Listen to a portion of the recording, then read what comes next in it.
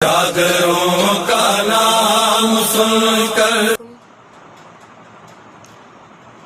آغاز مجلس سورہ فاتحہ سے ایک بار سورہ فاتحہ۔ اعوذ باللہ من الشیطان الرجیم، بسم اللہ الرحمن الرحیم، الحمدللہ رب العالمین، الرحمن الرحیم، مالک یوم الدین، ایاک نعبد و ایاک نستعین، اہدنا الصراط المستقیم، صراط الذین انعمت علیہم غیر المغضوب علیہم ولا الضالین۔ اعوذ باللہ من الشیطان الرجیم، بسم اللہ الرحمن الرحیم، الحمدللہ رب العالمین، الصلاۃ والسلام علی اشرف الانبیاء والمرسلین وخاتم النبیین والفاتح الحلق والمعدی الحق بالحق ابی القاسم محمد صلوات صلی علی محمد وآل محمد وعجل فرجہم اجمعین۔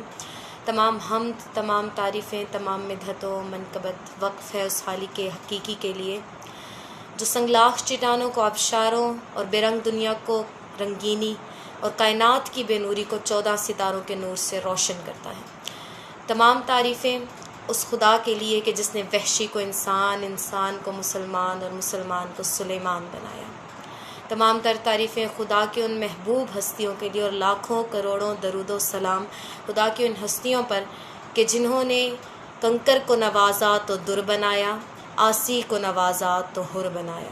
خدا کی ان تمام ہستیوں پر بآواز بلند صلوات، اللہم صلی علی محمد و مجلس کا آغاز کرنے سے پہلے، موضوع پہ آنے سے پہلے بتاتی چلوں کہ صلوات جو آپ پڑھتے ہیں، جو درود پاک آپ پڑھتے ہیں، اس کا کس قدر ثواب ہے کہ جب آپ خدا کے رسول کی آل پہ درود بھیجتے ہیں کہ جن پہ خدا نے بھی درود بھیجا۔ یہ وہ عمل ہے جو خود خدا بھی کرتا ہے۔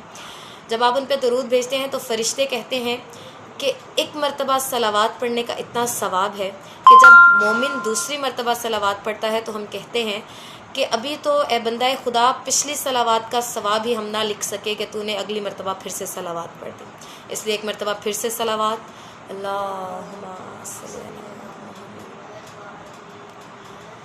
مجلس کا موضوع میں نے رکھا ہے استغفار۔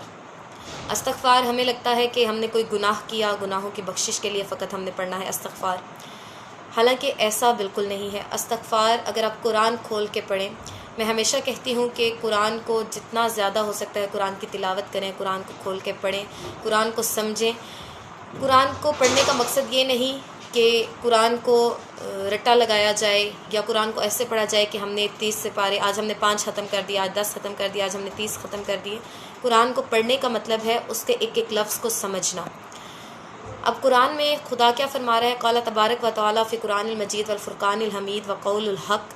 خدا اپنی پاک کتاب، لا ریب کتاب، بے عیب کتاب قرآن مجید میں ارشاد فرما رہا ہے، اذا جاء نصر اللہ والفتح ورأیت الناس یدخلون فی دین اللہ افواجا فسبح بحمد ربک واستغفر انہ کان توابا۔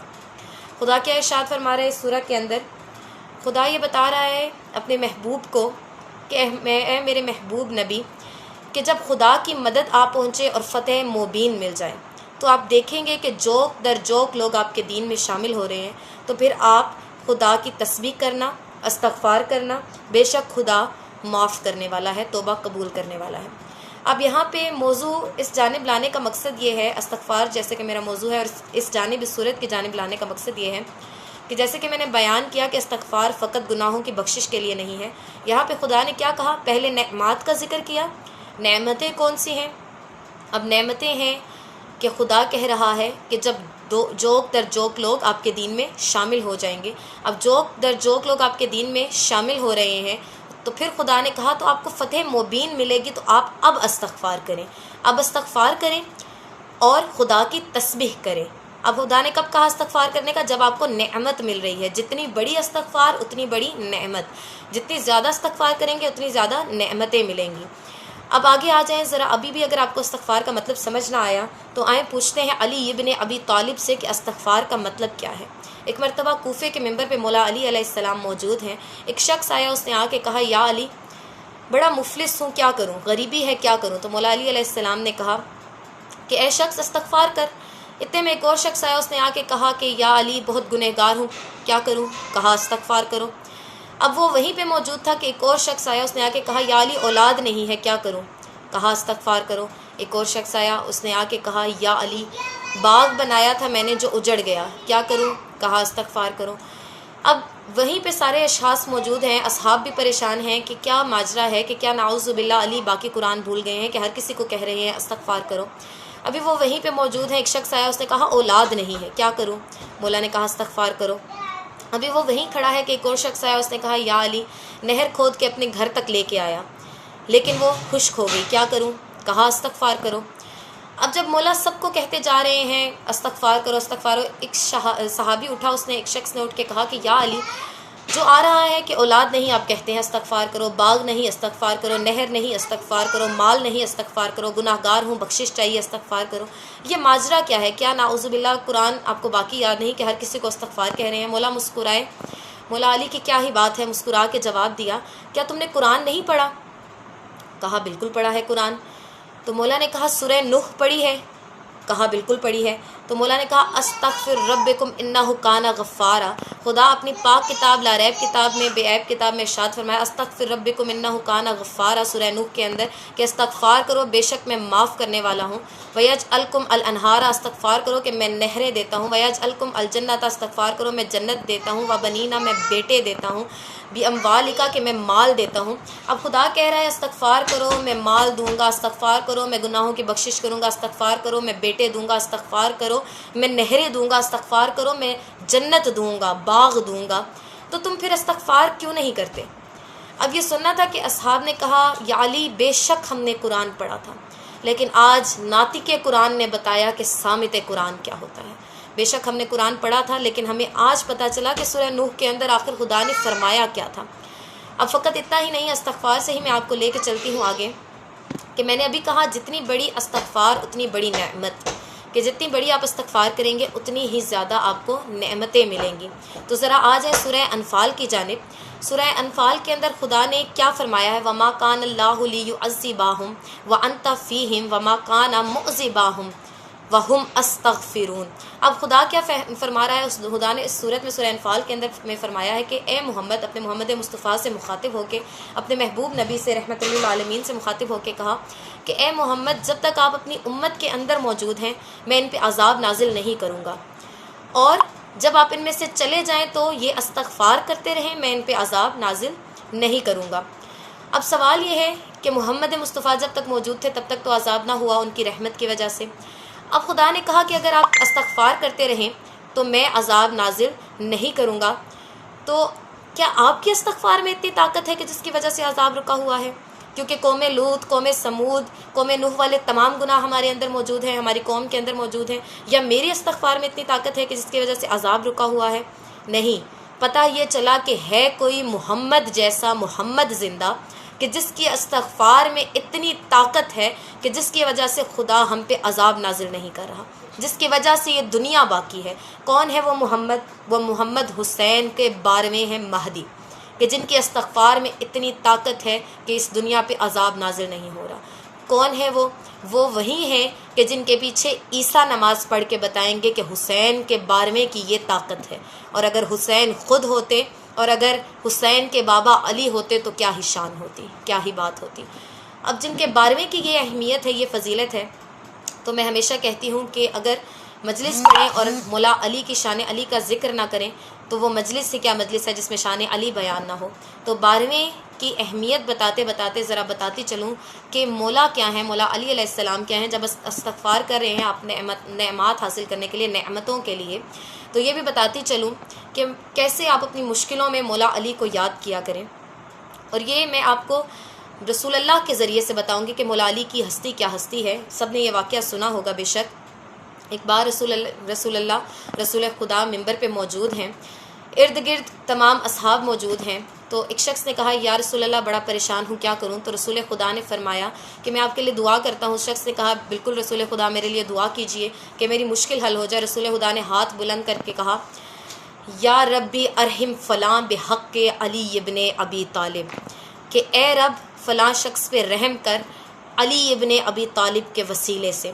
یہ کہنا تھا کہ وہاں جتنے بھی لوگ موجود تھے چہمگوئیاں ہوئی آپس میں کہ جب بھی کوئی پریشان ہوتا ہے تو رسول خدا کہتے ہیں کہ علی ابن ابی طالب کے وسیلے سے اس شخص کی مشکل کو حل کر دے. یہ کبھی ہمارا نام نہیں لیتے، تمہارا نام نہیں لیتے، اپنا نام نہیں لیتے، ہمیشہ علی کا نام کیوں لیتے ہیں؟ چند اشخاص نے بیچ میں سے کہا کہ صبر رکھو، آج ہم پریشان ہیں تو وسیلہ علی ہیں، کل علی پریشان ہوں گے تو یقیناً وسیلہ ہم بنیں گے. اب کئی سال ہجرت کے بعد کئی سال گزر گئے. اب جب کئی سال گزر گئے تو وہیں اشخاص موجود ہیں، وہیں اصحاب ہیں، وہیں لوگ ہیں، وہیں بغض علی ہے. ابھی بیٹھے ہوئے ہیں، یا میں یوں کہوں کہ شمع کے گرد پروانے اکٹھے ہوئے ہیں. اتنے میں داخل ہوئے علی ابن ابی طالب، شیر خدا، اسد اللہ، بیض اللہ، ید اللہ، لسان اللہ. لسان اللہ کی آمد ہوئی. ابھی آ کے جیسے ہی داخل ہوئے آ کے کہا یا رسول اللہ، رسول اللہ کی جانب مخاطب ہو کے کہا یا رسول اللہ علی پریشان ہے، دعا کیجیے. اب یہ سننا تھا، رسول خدا نے ہاتھ بلند کیے. ادھر رسول کے ہاتھ بلند ہوئے، ادھر اصحاب کی نظریں بلند ہوئی. رسول کے ہاتھوں کی جانب دیکھا اصحاب نے. اب ہاتھ بلند ہوئے اور رسول خدا نے کہا یا ربی ارحم علی بحق علی ابن ابی طالب، کہ اے رب علی پہ رحم کر، علی ابن ابی طالب کے وسیلے سے، علی ابن ابی طالب کے صدقے سے. ابھی یہ کہنا تھا کہ تمام اصحاب جو موجود ہیں ان میں کچھ اشخاص ہیں، میں نے ہمیشہ سے کہا بغض علی تب سے تھا آج تک ہے، تو جو بغض علی لیے بیٹھے تھے کھڑے ہو گئے. اب رہا نہیں گیا، پوچھا یا رسول اللہ یہ کیا ماجرا ہے کہ جب کوئی پریشان ہو تب بھی وسیلہ علی، آج علی پریشان ہے تب بھی وسیلہ علی، یہ کیا ماجرا ہے یا رسول اللہ؟ اب رسول خدا نے ارشاد فرمایا، مسکرا کے دیکھا اور ارشاد فرمایا کہ تم کیا وہ کیا، اگر میں محمد بھی پریشان ہوں تو میں کہتا ہوں یا ربی ارحم محمد بحق علی ابن ابی طالب، کہ اے رب مجھ محمد پہ رحم کر بحق علی ابن ابی طالب، کہ مولا علی علیہ السلام اتنی بڑی ہستی ہیں کہ جن کے صدقے آپ رحم مانگا کریں، کہ جن کے صدقے آپ اپنی پریشانیوں کو دور کیا کریں. یہ میں ہمیشہ سے کہتی ہوں، شاہ نجف کے روزے کا واقعہ ہے. نجف کا ایک واقعہ ہے، میرے پاس وقت کم ہے، میں نے مصائب بھی پڑھنے ہیں تو بہت شارٹ کر کے واقعہ بیان کروں گی، آپ سنیے گا، آپ کی سماعتوں میں ضرور یہ پہلے بھی آیا ہوگا کہ شاہ نجف کے روزے پہ ایک عالم تھے کہ جو منت یہ مان رہے تھے بار بار کہ اے مشکل کشا، اے علی ابن ابی طالب، میں اگر ٹھیک ہو جاؤں تو میں من کنتم مولا ٹاپک پہ 10 کتابیں لکھوں گا. وہ ایک عالم تھے جو نجف روزے میں ہاتھ رکھ کے کہہ رہے تھے کہ یا علی مجھے صحت یاب کر دیجئے، میں آپ کی شان میں 10 کتابیں لکھوں گا. اب وہ یہ کہہ رہے تھے بار بار، لیکن وہ صحت نہیں پا رہے تھے. اتنے میں انہوں نے دیکھا کہ ایک شخص آیا، اس نے اپنے بچے کو روزے کی جالی کے پاس ڈالا اور کہا اے ابو الحسن، اے علی، یہ بچہ چھوڑ کے یہاں جا رہا ہوں، واپس آؤں تو ٹھیک ہو. اب اس نے یہ کہا اور چلا گیا. وہ عالم دیکھ رہے تھے، دیکھتے ہی دیکھتے وہ کہتے ہیں کہ میں نے دیکھا وہ بچہ اٹھ کے کھڑا ہو گیا. اب جب وہ بچہ اٹھ کے کھڑا ہو گیا تو وہ عالم کہتے ہیں میرے ذہن میں آیا کہ یا علی میں اتنے دنوں سے کہہ رہا ہوں میں آپ کی شان میں 10 کتابیں لکھوں گا، من کنتم مولا ٹاپک پہ 10 کتابیں لکھوں گا، تو مجھے شفا نہیں ملی. یہ بچہ جس کا باپ اس کو یہاں چھوڑ کے گیا اور چند لمحے بعد ہی وہ شفا یاب ہو گیا، یہ کیا ماجرا ہے؟ اب وہ گھر چلا گیا. جب وہ گھر چلا گیا تو اس نے کیا عالم خواب میں دیکھا کہ مولا علی علیہ السلام تشریف لائے ہیں. اب مولا علی علیہ السلام تشریف لے کے آئے اور مولا علی علیہ السلام نے اس شخص سے کہا کہ کیا ماجرا ہے؟ اس شخص نے کہا یا علی میں آپ کے روزے پہ، میں ایک عالم ہوں، کب سے دعا کر رہا ہوں، منت مان رہا ہوں کہ میں صحت یاب ہو جاؤں، آپ کی شان میں 10 کتابیں لکھوں گا. اور یہ شخص ہے کہ جو کہ آیا اور اس نے کہا اے ابو الحسن بچہ چھوڑ کے جا رہا ہوں، واپس آؤں تو ٹھیک ہو. اس کا بچہ ٹھیک ہو گیا، لیکن میں جو کب سے کہہ رہا ہوں کہ میں کتابیں لکھوں گا، مجھے ٹھیک کر دیں، میں تو ٹھیک نہ ہوا. تو مولا علی اس کے جب عالم خواب میں اس کے خواب میں آئے تو مولا علی علیہ السلام نے کہا کہ اے شخص اس کے مانگنے میں اعتبار تو دیکھ، یہ دیکھ وہ کس اعتبار سے مانگ رہا ہے، اسے پتہ ہے یہ در وہ در ہے جہاں سے کوئی خالی ہاتھ نہیں جاتا. اس نے بس آ کے کہا اے ابو الحسن، اے علی بچہ چھوڑ کے جا رہا ہوں، واپس آؤں تو ٹھیک ہو، کیونکہ وہ جانتا تھا اس کا بچہ ٹھیک ہوگا. تو نے کہا اگر میں ٹھیک ہو گیا تو میں 10 کتابیں لکھوں گا. تیری نیت میں، تیرے مانگنے میں شک آ گیا، تجھے لگا اگر، یعنی تجھے کوئی شک تھا کہ ہم ہستیاں وہ ہستیاں ہیں کہ جو لوح و قلم پہ لکھی تقدیر بدل دیتے ہیں. تجھے ہماری نیت پہ، ہماری اصلیت پہ، ہماری فضیلت پہ کیا شک تھا؟ اب وہ عالم کا واقعہ میں نے بیان کرنے کا مقصد یہ تھا کہ جب بھی آپ مانگیں ان ہستیوں سے تو بے جھجک ہو کے مانگیں. کبھی یہ نہیں سوچنا کہ جانے ملے گا یا نہیں ملے گا، کیونکہ یہ ہستیاں وہ ہستیاں ہیں کہ جو عطا ہی عطا کرتی ہیں، یہ وہ رحیم و کریم ہستیاں ہیں کہ مولا علی کے بارے میں کہا جاتا ہے ایک ہوتا ہے شخص جو تب عطا کرتا ہے جب اس کے پاس ہو، مولا علی وہ ہستی ہیں کہ اگر آپ ایسی چیز بھی مانگ رہے ہیں نا جو اس وقت مولا علی کے پاس، ایسا تو ہو ہی نہیں سکتا، شان علی میں یہ بات ہے ہی نہیں کہ ان کے پاس موجود نہ ہو، وہ کل کائنات کے مالک ہیں، لیکن جو آپ کی تقدیر میں موجود نہیں ہے وہ بھی مولا علی عطا کر دیتے ہیں، اس ہستی کو کہتے ہیں علی ابن ابی طالب۔ کون ہے علی؟ علی ابن ابی طالب ہیں وہ ہستی کہ جن کے بارے میں کہا جاتا ہے کہ کل کا کل قرآن شان علی پر لکھا گیا ہے۔ ایک ربائی آپ کی نظر اس کے بعد مصائب کی جانب آؤں گی۔ یہ زباں کاٹ دو جسم و جاں کاٹ دو، یہ زباں کاٹ دو جسم و جاں کاٹ دو، مدحت مرتضیٰ کی سزا دو مجھے، یہ زباں کاٹ دو جسم و جاں کاٹ دو، مدحت مرتضیٰ کی سزا دو مجھے، ذکر شاہ نجف سے رکوں گا نہیں، چاہے 100 بار سولی چڑھا دو مجھے، ذکر شاہ نجف سے رکوں گا نہیں، چاہے 100 بار سولی چڑھا دو مجھے، ٹکڑے ٹکڑے کرو میرا سارا بدن، آگ روشن کرو اور جلا دو مجھے، جب میرے جسم کی خاک بن جائے نا، جب میرے جسم کی خاک بن جائے نا، جاہلو پھر ہوا میں اڑا دو مجھے، ایک دو دن نہیں صبح محشر تلک، ایک دو دن نہیں صبح محشر تلک، یہ ہوا یہ فضا جب جہاں جائے گی، یہ حلالی موالی کا وعدہ رہا، یا علی کی صدا آئے گی، یا علی کی صدا آئے گی۔ یہ ہے شان علی ابن ابی طالب۔ انشاءاللہ موقع ملا تو ضرور بتاؤں گی غدیر کا واقعہ، معراج کا واقعہ قرآن سے بیان کروں گی، سورتوں سے بیان کروں گی۔ آج میں نے آپ کے سامنے تقریباً 15 سے 16 آیات کی تلاوت کر کے آپ کو بتایا استغفار کا مطلب، تو میں یہ چاہتی ہوں کہ قرآن کھولیے، سورہ نوح اور سورہ انفال جو کہ میں نے بیان کی اس کو پڑھیے، تاکہ آپ کو پتہ چلے کہ اہل بیت وہ ہستیاں ہیں کہ جنہوں نے ہمیں قرآن سمجھایا، جنہوں نے بتایا کہ محمد مصطفیٰ کس ہستی کو کہتے ہیں، اور جس کا علی اتنا بڑا ہو اس کا محمد کیا ہوگا، اور جس کا محمد اتنا بڑا ہو اس کا خدا کیا ہوگا۔ بآواز بلند صلوات۔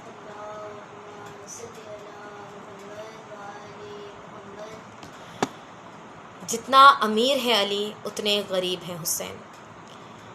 آج جن کی شہادت پڑھوں گی اس ہستی کو کہتے ہیں اکبر، شہزادہ علی اکبر کی شہادت، کیونکہ ایک مومنہ کے بھائی کی طبیعت شدید خراب تھی، جس کی وجہ سے یہ میں نے خود مجلس کے دوران ہی دل میں یہ عہد کیا کہ اگر نہیں، نعوذ باللہ میں نے ابھی آپ کو سمجھایا، اگر نہیں لانا بیچ میں، کیونکہ یہ میرا یقین ہے کہ ان کے جب ہم مرادیں منتیں ان سے مان لیتے ہیں تو وہ یقیناً پوری ہوتی ہیں، تو یہ میں نے عہد کیا کہ وہ ٹھیک ہو جائیں ایک بار تو انشاءاللہ میں شہزادہ علی اکبر کی شہادت پڑھوں گی۔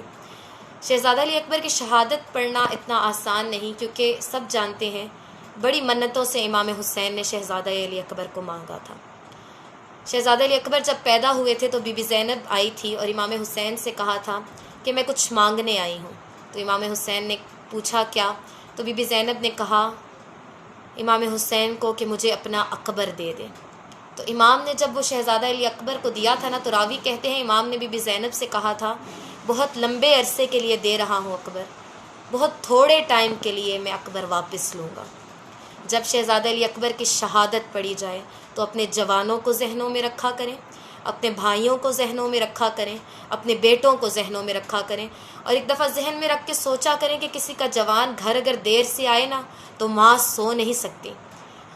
ہائے علی اکبر اور علی اکبر کی ماں لیلا کہ جنہوں نے 18 برس اپنے بیٹے کو بیٹا نہیں کہا، اور پھر جب دیکھا تو سینے میں برچھی لگے ہوئے دیکھا۔ کون ہے شہزادہ علی اکبر؟ کہ جب کربلا کا دن تھا نا، 10 محرم کا دن، تو امام حسین نے بی بی زینب سے اکبر کو مانگا تھا، تو راوی کہتے ہیں زینب نے بس ایک بار کہا تھا امام حسین سے کہ جب آپ نے دیا تھا اکبر تو اکبر کی عمر کیا تھی، تو امام نے فرمایا 3 دن، تو بی بی زینب نے کہا اب جب لے رہے ہیں تو کیا عمر ہے، کہا 18 سال، تو بی بی نے کہا امام سے کہ 3 دن سے لے کے 18 سال کی عمر تک میں نے اکبر کے چہرے پہ گرد کو بھی لگنے نہیں دیا امام، میں نے اکبر کے چہرے پہ مٹی کو بھی لگنے نہیں دیا امام۔ واہ غربتا کہ یہ وہی اکبر ہیں جو 10 محرم کے دن پیاسے مقتل کی جانب جائیں گے۔ فقط ایک شہید اکبر ہی ہیں کہ جنہوں نے 4 جگہ سے اجازت لینی تھی۔ جب آئے تھے نا اپنے بابا کے پاس، میں کہتی ہوں کتنی غربت ہے حسین کی کہ 18 سال کا بیٹا آ کے کہہ رہا ہے بابا مجھے مرنے کی اجازت چاہیے۔ اب جب آئے ہیں شہزادے امام حسین کے پاس آ کے اجازت مانگی تھی نا مرنے کی، تو امام نے کہا تھا اس سے جا کے اجازت مانگو جس نے تمہیں پردوں میں پالا ہے، اس زینب سے اجازت مانگو جس نے کئی سال اکبر کو کسی کی نظر نہ لگنے دی۔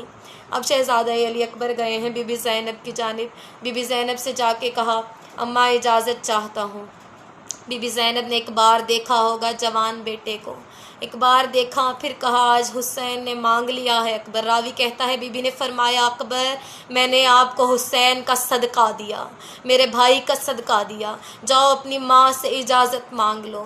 ایک روایت میں پڑھ رہی تھی کچھ عرصہ قبل ہی پڑھی کہ شہزادہ علی اکبر جب گئے تھے نا امام سجاد کے حرم کے اندر گئے، امام سجاد کے پاس گئے، امام چٹائی پہ لیٹے ہوئے تھے، امام سجاد کے پاس پہلے گئے اپنی ماں سے بھی قبل۔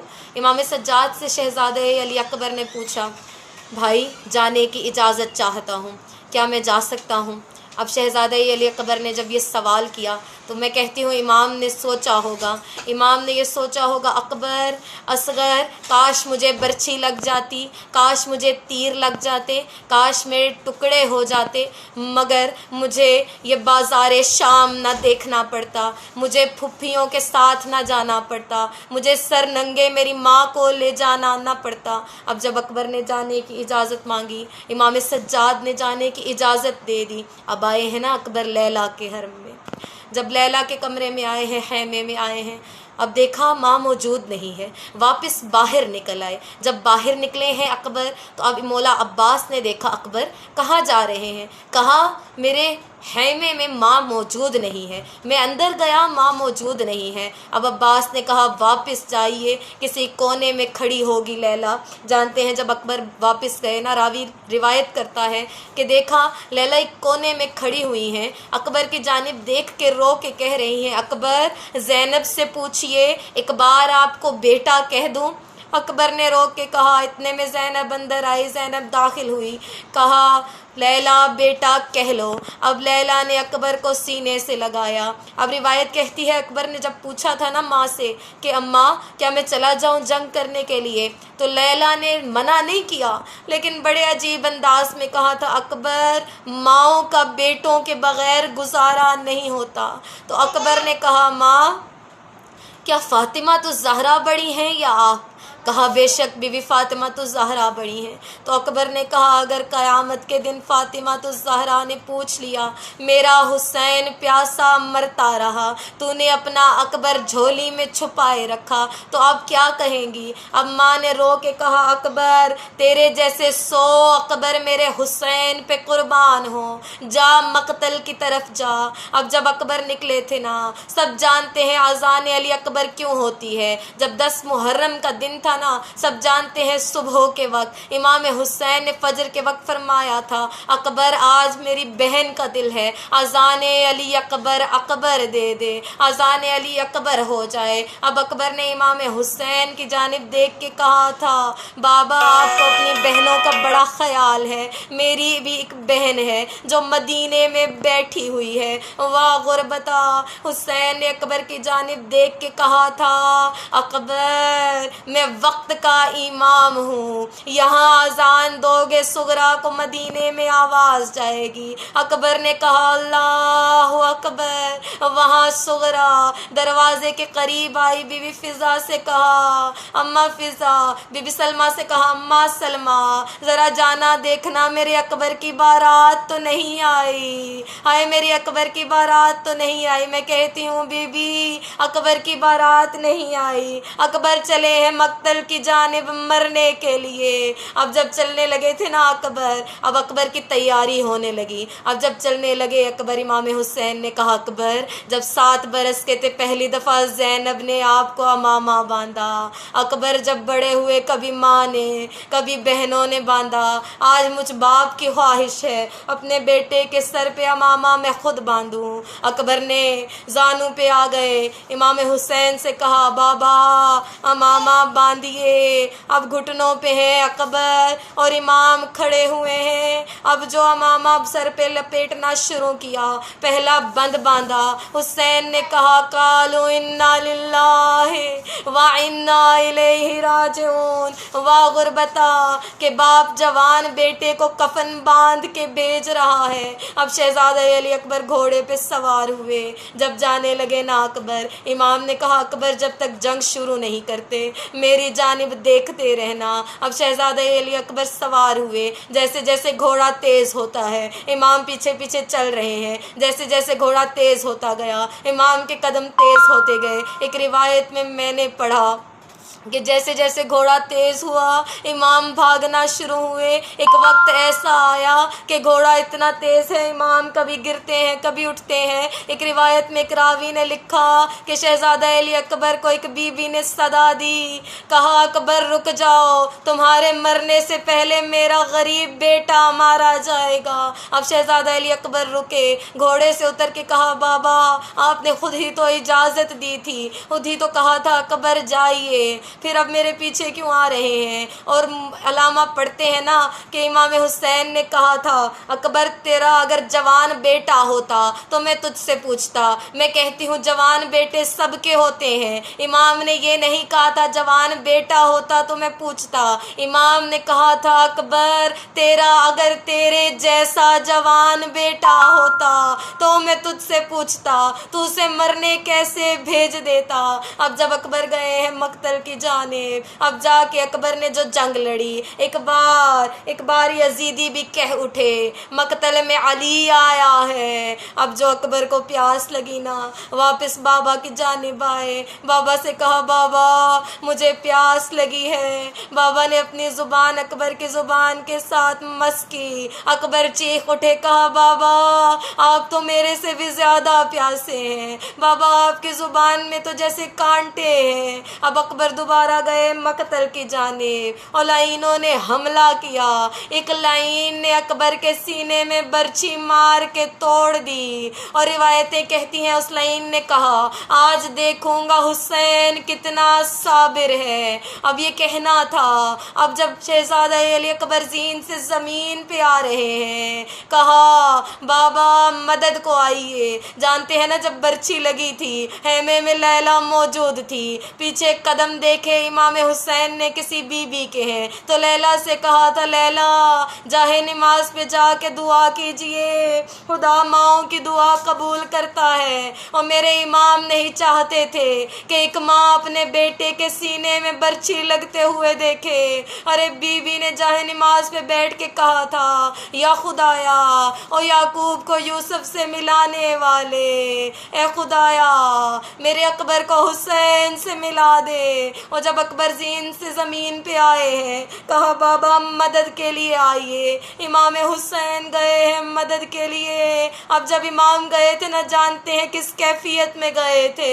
इमाम ये पहले शहीद थे कि जिनके कातिलों से पूछते जा रहे थे और किसी ने मेरे अकबर को देखा है और कोई मुझे बताए मेरा अकबर कहाँ है। और मेरी आँखों का नूर चला गया और मुझे कुछ नज़र नहीं आता।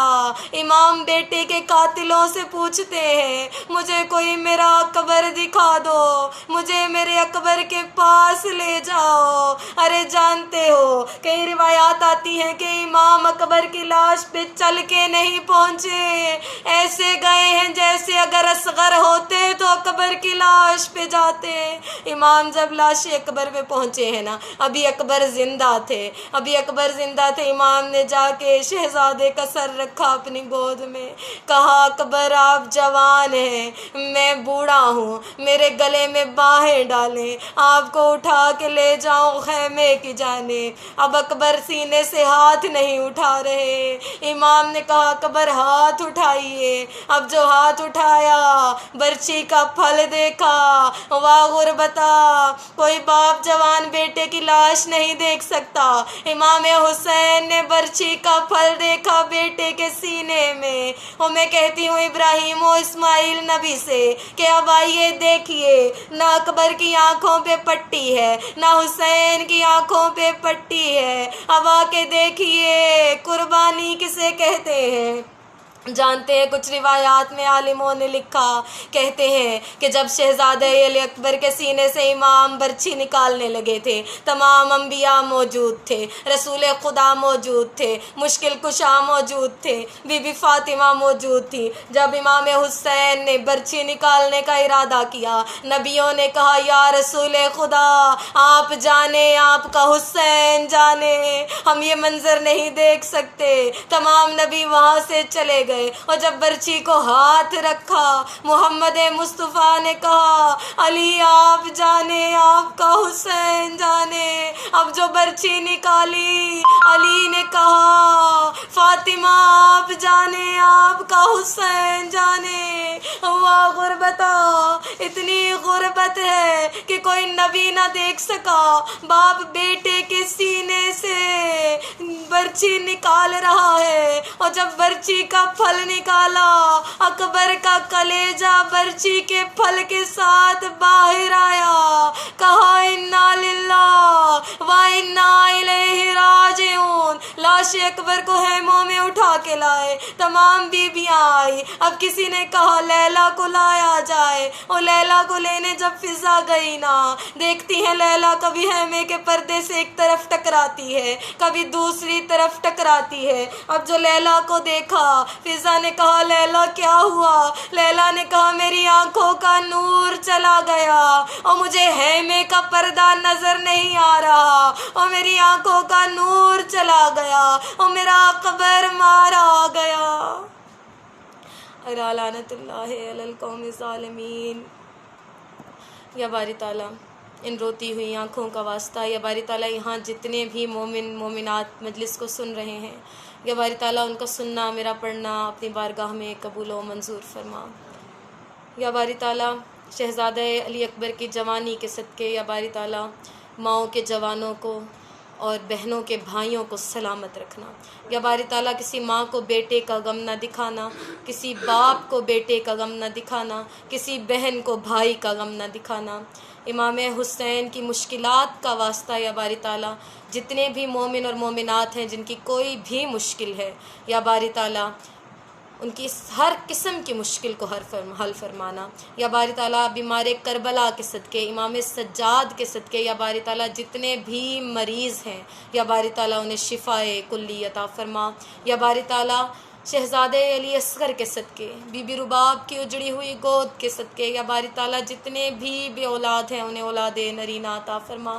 جو بیٹیوں کی خواہش مند ہیں، بی بی سکینہ کے صدقے بیٹیاں دے، جو بیٹوں کے خواہش مند ہیں علی اصغر کے صدقے بیٹے دے۔